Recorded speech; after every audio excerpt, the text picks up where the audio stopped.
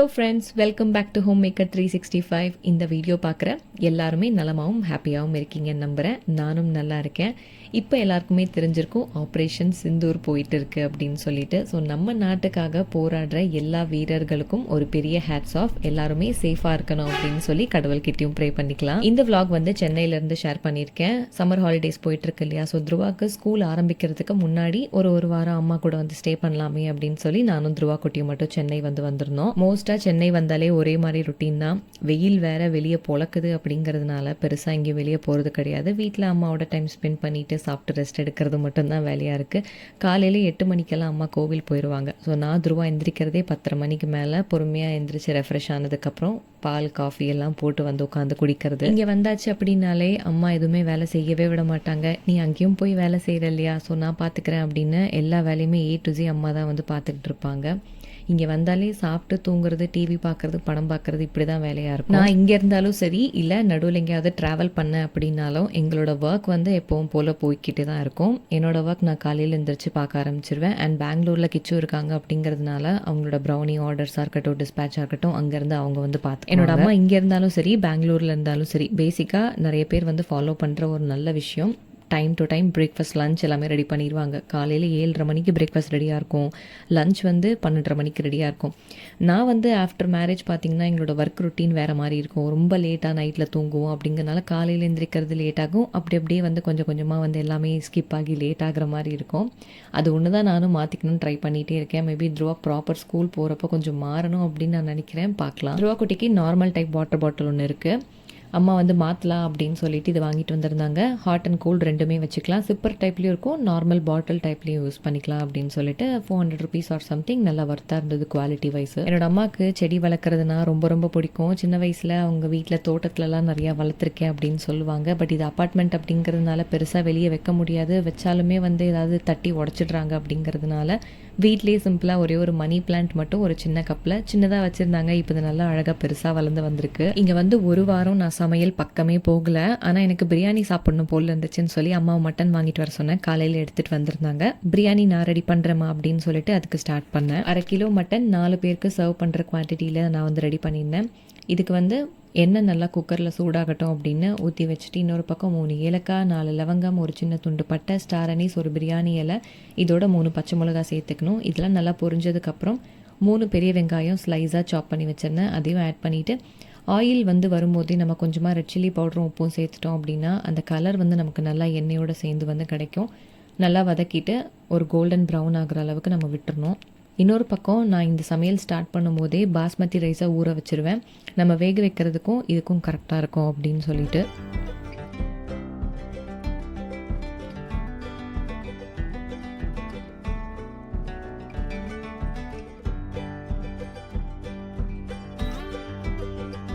வெங்காயமும் தக்காளியும் நம்ம என்ன தான் குக்கரில் விசில் போட போகிறதா இருந்தாலும் நல்லா வேக வச்சு பேஸ்ட் ஆனதுக்கு அப்புறமா தான் நம்ம மட்டன்லாம் சேர்க்கணும். அப்போ நமக்கு பிரியாணியில் இந்த மாதிரி எதுவும் தட்டுப்படாமல் இருக்கும்.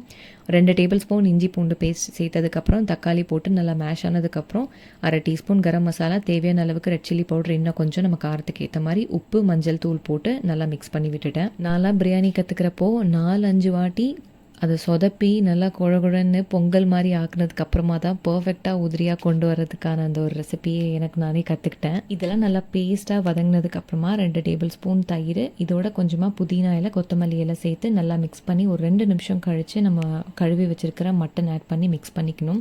நம்ம எந்த டம்ளரில் அரிசி எடுக்கிறோமோ அதே டம்ளர் அளவில் 1.5 டம்ளர் அளவுக்கு தண்ணி வந்து நம்ம பிரியாணி அளவுக்கு சேர்த்துக்கணும். நான் இப்போ மட்டன் வேக வைக்கிறதுக்கு ஒரு டம்ளர் தண்ணி தான் எடுத்திருக்கேன். ஒரு 4-5 விசில் என்னோட குக்கரில் வச்சோம் அப்படின்னா நல்லா வெந்து வந்துடும். குக்கர்லேயே 1 பாட் பிரியாணி ரெசிபியாக சூப்பராக ரெடி பண்ணலாம். பட் இது வரைக்கும் நான் பண்ணதில்லை அப்படிங்கிறதுனால அந்த ரிஸ்கே எடுக்கிறது கிடையாது. எனக்கு தம் பிரியாணி பர்ஃபெக்டாக வரும் அப்படின்னு சொல்லி நான் எப்போவுமே அதான் ரெடி பண்ணுவேன். குக்கர்லேருந்து விசில் இறங்கினதுக்கப்புறமா அந்த மட்டன் இதில் சேர்த்துட்டு நம்ம அரிசியும் வந்து ஆட் பண்ணிக்கணும். ஆல்ரெடி நான் 1 கப் தண்ணி ஊற்றிட்டேன். எவ்வளோ வேணுமோ அவ்வளோ தண்ணி சேர்த்ததுக்கப்புறம் உப்புலாம் டேஸ்ட் பார்த்துட்டு கடைசியாக நம்ம க்ளோஸ் பண்ண போகிறதுக்கு முன்னாடி ஒரு 1/2 லெமன் மட்டும் பிழிஞ்சு விட்டுட்டு கொத்தமல்லி இலை தூவி தம் வந்து போட்டாச்சு. ஃபஸ்ட்டு 5 மினிட்ஸ் ஹை ஃப்ளேமில், அடுத்து ஒரு 10 நிமிஷம் லோ ஃப்ளேமில் வச்சோம் அப்படின்னா நல்லா உதிரியாக சூப்பராக ரெடியாகி வந்துடும்.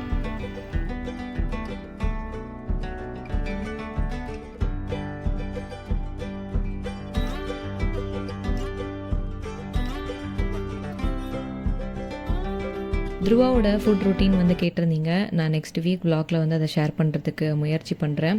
முடிஞ்ச அளவுக்கு நாங்கள் சாப்பிட்றது தான் அவனுக்கும் சாப்பிட்றது கொடுக்குறோம். பட் அதுலேயுமே அவன் நிறைய சாய்ஸ் வச்சுருக்கான். இதுதான் சாப்பிடுவேன், இதுதான் சாப்பிட மாட்டேன் அப்படின்னு சொல்லிட்டு. எனக்குமே கொஞ்சம் வெஜிடபிள்ஸ் அதிகமாக சேர்த்துக்கணும் அப்படின்னு இருக்குது. மீட் விஷயம் பொறுத்த வரைக்கும் எல்லா கறி, சிக்கனாக இருக்கட்டும், ப்ரானாக இருக்கட்டும் சாப்பிட்றான். ஆனால் வெஜிடபிள்னு வரும்போது சூஸியாக 1 இல்லை 2 அவ்வளோதான். மற்றபடி எதுவுமே சாப்பிட்றது கிடையாது. அதுதான் எப்படி மாற்றுறதுன்னு எனக்கும் தெரியல. ட்ரை பண்ணிக்கிட்டு இருக்கேன். 10 நிமிஷம் சிம் ஃப்ளேமில் ஆஃப் பண்ணதுக்கப்புறமா ஒரு 10 நிமிஷம் அதை ஓப்பன் பண்ணாமல் அப்படியே விட்டதுக்கப்புறம் நம்ம ஓப்பன் பண்ணோம் அப்படின்னா நல்லா இந்த மாதிரி உதிரியாக சூப்பராக ரெடியாக இருக்கும். பாஸ்மதி ரைஸாக இருந்தாலும் இதே டைம் தான், ஜீரக சம்பாவாக இருந்தாலும் இதே டைம் தான். நல்லா உதிரியாக சூப்பராக ரெடியாக இருக்கும். காரமும் பார்த்திங்கன்னா ரொம்ப பெருசாக சேர்க்கல. நான் த்ருவாவும் சாப்பிட்றேன் அப்படிங்கிறதுனால லிமிட்டாக ஸ்பைஸ் வந்து ஆட் பண்ணியிருந்தேன்.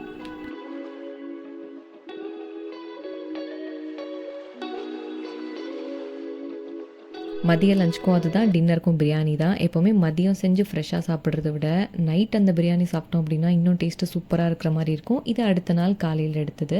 பாபா கோவில் அப்புறம் மதர் சென்டர் இதுக்கெல்லாம் போயிட்டு வரலாமே அப்படின்ட்டு கிளம்பிட்டு இருந்தேன். எனக்கு ரிலாக்ஸேஷன் அதுதான். த்ருவா குட்டியை வீட்டில் விட்டுட்டு நான் மட்டும் வண்டியில் அப்படி ஒரு ரவுண்ட் அடிச்சுட்டு வருவேன் எனக்கு பிடிச்ச மாதிரி. சம்மர் சீசன்ட்டு இல்லை, எனக்கு நார்மலாகவே காட்டன் ட்ரெஸ் வேர் பண்ணுறதுக்கு தான் ரொம்ப பிடிக்கும். நிறைய பேருக்கு அந்த மாதிரி இருக்கும் இல்லையா? எப்போவுமே காட்டன் தான் இருப்பேன். எனக்கு ரொம்ப கம்ஃபர்டபுள் ட்ரெஸ்ன்னு சொன்னால் குர்த்தி பேண்ட் செட் அவ்வளோதான். எனக்கு சாரியுமே கம்ஃபர்டபுள் கிடையாது, ட்ரெண்டி ட்ரெஸ்ஸுமே கம்ஃபர்டபுள் கிடையாது. இந்த ஒரு அவுட்ஃபிட்டில் இருந்தேன்னா நான் ரொம்ப ஹாப்பியாக இருப்பேன் அப்படிங்கிற மாதிரி தான். ஸோ அன்றைக்கி கிளம்புறப்போ எனக்கு ரொம்ப பிடிச்ச ஒரு கலர் அவுட்ஃபிட் தான் வேர் பண்ணியிருந்தேன். அண்ட் நம்ம ஃபெமினன் குர்த்திஸில் பார்த்தீங்கன்னா நீங்கள் காட்டன் அதிகமாக ப்ரிஃபர் பண்ணுறீங்கன்னா நம்ம பேஜை கண்டிப்பாக ரெஃபர் பண்ணலாம். Daily office wear kurta set ஆகட்டும். இப்போ நான் சும்மா சின்ன சின்ன கலெக்ஷன்ஸ் வந்து காமிக்கிறேன். நம்ம பேஜில் போஸ்ட் பண்ணியிருக்கிறது இன்ஸ்டாகிராமில் டெய்லி பேசிஸில் நான் எல்லா கலெக்ஷன்ஸுமே போஸ்ட் பண்ணுவேன். ஆஃபீஸ் வேர் குர்த்தியாக இருக்கட்டும், குர்த்தா செட், நைட் சூட்ஸ், இந்த மாதிரி நிறையவே இருக்குது. உங்களுக்கு எது வேணுமோ அதுக்கு கீழே டிஸ்கிரிப்ஷனில் நமக்கு ப்ரைஸ் டீட்டெயில்ஸ் எல்லாமே தெளிவாக ஷேர் பண்ணியிருப்பேன், என்னென்ன சைஸஸ் இருக்குது அப்படின்னு சொல்லிட்டு. எனக்கு நீங்கள் இன்ஸ்டாகிராமில் இல்லைனா வாட்ஸ்அப்பில் மெசேஜ் பண்ணி ஆர்டர்ஸ் வந்து ப்ளேஸ் பண்ணிக்கலாம். அண்ட் நம்ம மோர் தேன் 10,700+ கஸ்டமர்ஸ் வந்து கிராஸ் பண்ணியாச்சு. இதோட இன்னமும் நம்ம நிறையா போயிட்டுருக்கோம். ஹாப்பி கஸ்டமர்ஸோட ஃபீட்பேக்ஸுமே நான் வீக்லி ஒன்ஸ் வந்து இன்ஸ்டாகிராம்லேயும் சரி வாட்ஸ்அப்லேயும் போஸ்ட் பண்ணிகிட்ருக்கேன். உங்களுக்கு பிடிச்ச அவுட்ஃபிட் சூஸ் பண்ணி நீங்களுமே வந்து புக் பண்ணிக்கலாம். மேக்ஸிமம் இந்தியாவுக்குள்ளே உங்களுக்கு பார்த்தீங்கன்னா 4 to 6 டேஸ்க்குள்ளே டெலிவர் ஆகும். வித்தின் தமிழ்நாடு 2 to 4 ஒர்க்கிங் டேஸ்க்குள்ளேயே உங்களுக்கு டெலிவர் ஆகிடும். உங்களுக்கு டெய்லி கலெக்ஷன் உங்களுக்கு வரணும் அப்படின்னா டிஸ்கிரிப்ஷன் பாக்ஸில் வாட்ஸ்அப் கம்யூனிட்டி லிங்க் கொடுத்துருக்கேன், அதில் ஜாயின் பண்ணிக்கோங்க. ஆட்டோமேட்டிக்காக நான் போஸ்ட் பண்ணுற கலெக்ஷன் எல்லாம் உங்களோட வாட்ஸ்அப்க்கு வந்துடும். நீங்கள் விருப்பப்பட்டதை பர்ச்சேஸ் பண்ணிக்கலாம். இல்லை உங்களுக்கு இன்ஸ்டாகிராம் அக்கௌண்ட் இல்லைனா ஃபெமினன் குர்த்திஸ்க்கு யூடியூப் பேஜ் இருக்குது, அதோட லிங்க்குமே நான் கீழே வச்சுருக்கேன். அதில் சப்ஸ்கிரைப் பண்ணி வச்சுக்கோங்க. டெய்லியுமே அதில் வீடியோஸும் சரி கம்யூனிட்டி போஸ்ட்டில் ஃபோட்டோஸும் போடுறேன். அதில் கூட நீங்கள் செலக்ட் பண்ணி வாங்கி. இவங்க வந்து யாருன்னு நிறைய பேர் கேட்குறீங்க, தெரியல நிறைய பேருக்கு. பாண்டிச்சேரி மதர் ரொம்ப ரொம்ப ஃபேமஸானவங்க.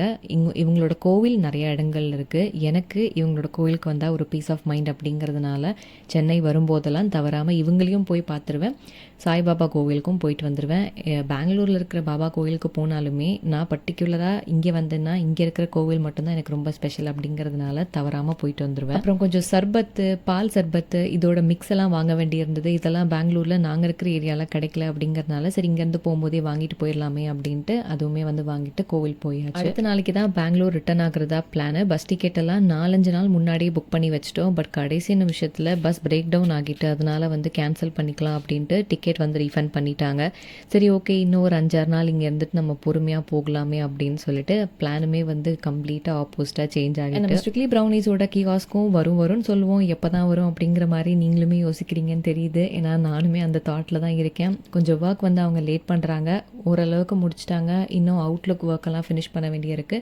ஒன்ஸ் அது முடிச்சாச்சு அப்படின்னா நம்ம லொக்கேஷன் வந்து டிசைட் பண்ணிவிட்டு கடையை ஸ்டார்ட் பண்ண வேண்டியது மட்டும்தான் வேலை. நம்மளோட இது வந்து பார்த்திங்கன்னா வெறும் ஸ்ட்ரிக்ட்லி ப்ரௌனிஸ் மட்டும்தான். அதோட நம்ம பெவரேஜஸும் ஆட் பண்ண போகிறோம். என்னென்ன மாதிரியான மெனு இருக்கும் அப்படிங்கிறத நான் கண்டிப்பாக வந்து ஷார்ட்ஸில் ஷேர் பண்ணுறேன். இட்லி பொடியும் நான் வந்து கேட்டிருந்தேன். எப்போயாவது டிஃபன் ரெடி பண்ணுறப்போ எப்போ பார்த்தாலும் சாம்பார் சட்னின்னு இல்லாமல் கொஞ்சம் டக்குன்னு சாப்பிட்ற மாதிரி இருக்கட்டுமே அப்படின்ட்டு இட்லி பொடிக்கும் அம்மா வந்து ரெடி பண்ணி கொடுத்துட்டு இருந்தாங்க. எல்லாருக்குமே பாசிட்டிவிட்டியும் இருக்கும், நெகட்டிவிட்டியும் இருக்கும். அந்த மாதிரி என்னதான் வீடியோஸ் வந்து போட்டாலுமே நான் போடுற வீடியோஸ் எல்லாம் ஓரளவுக்கு யாருக்காவது யூஸ்ஃபுல்லாக இருக்கா, இல்லை நம்ம ரொம்ப டைம் வேஸ்ட் பண்ணுறோமா அப்படின்னு நிறையா இடங்களில் நெகட்டிவாக நான் வந்து ஃபீல் பண்ணியிருக்கேன். அண்ட் நம்ம முன்னாடி சேனல் போன அளவுக்கு இப்போ ரீச்சும் வந்து கிடையாது. ஸோ நம்ம கரெக்டாக ஒர்க் பண்ணுறோமா அப்படின்லாம் கூட நான் யோசிச்சிருக்கேன். ஆனால் ரீசன்ட் டைம்ஸில் அந்த மாதிரி ஒரு கில்ட் ஃபீலே இல்லாமல் இல்லாமல் ரொம்ப ஹாப்பியாக ஃபீல் பண்ணேன். நம்ம சேனலோட ஒரு 3 சப்ஸ்கிரைபர்ஸ் வந்து எனக்கு மெசேஜ் பண்ணியிருந்தாங்க. வேறு வேறு லொக்கேஷன்லேருந்து என்னோடய வீடியோஸ் ஆரம்பத்துலேருந்து பார்க்குறேன், எனக்கு ரொம்ப பிடிச்சிருக்கு, மோட்டிவேட்டிங்காக இருக்குது, நாங்கள் ஹோம் மேக்கராக இருந்தோம், இப்போ சின்னதாக ஒரு ஹோம் பேஸ்டு பிஸ்னஸ் வந்து ஸ்டார்ட் பண்ணியிருக்கோம் அப்படின்னு சொல்லி அவங்களோட பிஸ்னஸ் பேஜெல்லாம் எனக்கு ஷேர் பண்ணி சப்ஸ்கிரைப் பண்ணுங்கக்கா, ஃபாலோ பண்ணுங்கள் அப்படின்னு சொல்லும்போது எனக்கு ரொம்ப ஹாப்பியாக இருந்தது. ஓகே, நம்ம கொடுக்குற வீடியோவோட இன்புட்டு யாராவது ஒருத்தர் 2 பேருக்காவது பிரயோஜனமாக இருக்குது, அவங்க நம்மளோட வீடியோ ஒரு மோட்டிவேஷனாக எடுத்து அவங்க ஒர்க் பண்ணுறாங்க அப்படின்னு நினைக்கும் போது எனக்கு ரொம்ப ஹாப்பியாக இருந்தது. அவங்களோட பிஸ்னஸ் பேஜஸை நான் கண்டிப்பாக அவங்களுக்கு ஷேர் பண்ணுறேன். அண்ட் நேரில் சப்ஸ்கிரைபர்ஸ் யாராவது பார்த்து பேசும்போது ரொம்ப ஹாப்பியாக பேசுவீங்க அக்கா, உங்களை பார்க்கும்போது பாசிட்டிவாக இருக்குது, உங்கள் வீடியோஸ் ரொம்ப நல்லா இருக்குது, எனக்கு ரொம்ப பிடிக்கும் அப்படின்னு சொல்லும்போது இப்போ ரொம்ப ஹாப்பியாக இருக்குது. எந்த ஒரு ஹாப்பியான விஷயமா இருந்தாலும் நம்ம சேனலில் கண்டிப்பாக நம்மளோட ஹோம் மேக்கர்ஸ் கிட்ட நான் ஷேர் பண்ணுவேன். அந்த மாதிரி நீங்கள் பெங்களூர் பேஸ்டாக இருந்தீங்கன்னா கண்டிப்பாக நம்மளோட ஷாப் ஓப்பன் பண்ணதுக்கப்புறமா விசிட் பண்ணி நம்மளோட ப்ரௌனீஸை டேஸ்ட் பண்ணணும், உங்களோட ஃபீட்பேக்ஸும் ஷேர் பண்ணணும் அப்படின்ட்டு நான் ஆசைப்பட்றேன். ஸோ இந்த vlog-ஐ இதோட நான் முடிச்சுக்கிறேன். உங்களுக்கு இன்ட்ரெஸ்டிங்காக இருந்திருக்கும்னு நம்புகிறேன். பிடிச்சிருக்கு அப்படின்னா உங்களோட கமெண்ட்ஸை ஷேர் பண்ணிவிட்டு நம்ம சேனலுக்கு இன்னும் சப்ஸ்கிரைப் பண்ணலன்னா கண்டிப்பாக சப்ஸ்கிரைப் பண்ணி வச்சுக்கோங்க. இதோட நெக்ஸ்ட் vlog-ஐ நெக்ஸ்ட் வீக்கில் மீட் பண்ணலாம். Take care, by.